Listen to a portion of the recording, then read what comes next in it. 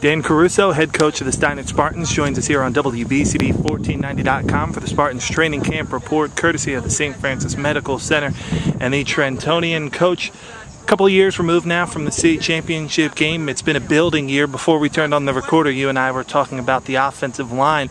It's something that's been a bit of a source of worry for you the past couple of years. Well, now that's a senior-laden group, and you have some high expectations for it.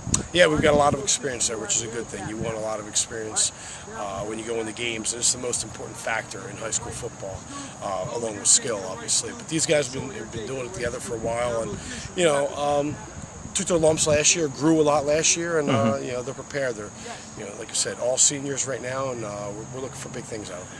Last year had more of a mobile quarterback in Chris Scordo, guy who liked to run around, get out of the pocket. This year, Kyle Muller, different, we'll say, different. What are some of the things that the offensive line needs to adjust with having more of a true pocket passer? I mean, it's going to be no secret. We're going to be doing less read stuff. Kyle is much more of a threat with his arm than his legs. Right. He's your typical pro-style quarterback. So we're going to tailor to his abilities. And offensive line-wise, we just say, hey, if we can give the kid 3 seconds of protection, we know that he can deliver the football and do some good things with it. Now, in your skill positions, running back, wide receivers, offensively, things of that nature, you said that it's got a lot of guys coming back, but also some underclassmen, so some guys that are going to grow and get better throughout the season. Yeah, and we at the end of the year, our Thanksgiving Day game, we had 3 sophomores in the backfield, and all of them are back. They're juniors now. We're talking about guys like Alex Rubio, Stephen Christopher.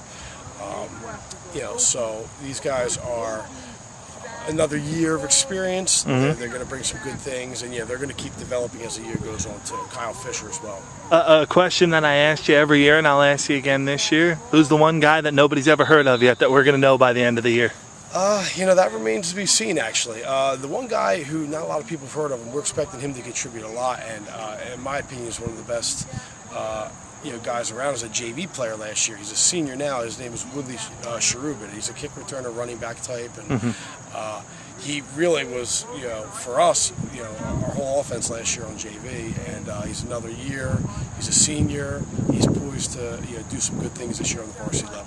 We talked a lot about the offensive side of the ball. Let's move over to the defensive side. What have you seen defensively in camp so far? I'm excited to get. We have pretty much all of our defensive backs back. We had a kid like Ben Espinosa who was out for the second half of the year last year because of injury. We've got all those guys back, ready to play. We need some linebackers to step up, and we've got some guys that can do it, but they're inexperienced right now. Eddie Cooper's back from last year, linebacker, but Pat Harcher graduated. Stephen Tranowski were starting linebackers for us. So we've got some guys stepping in like Chris Bellardo and Anthony Francioso, who are good, solid linebackers, but just haven't been able to get that experience in the varsity field yet. So there's always a goal, I'd like to say, between goals and expectations. Playoffs this season, is it a goal or is it an expectation?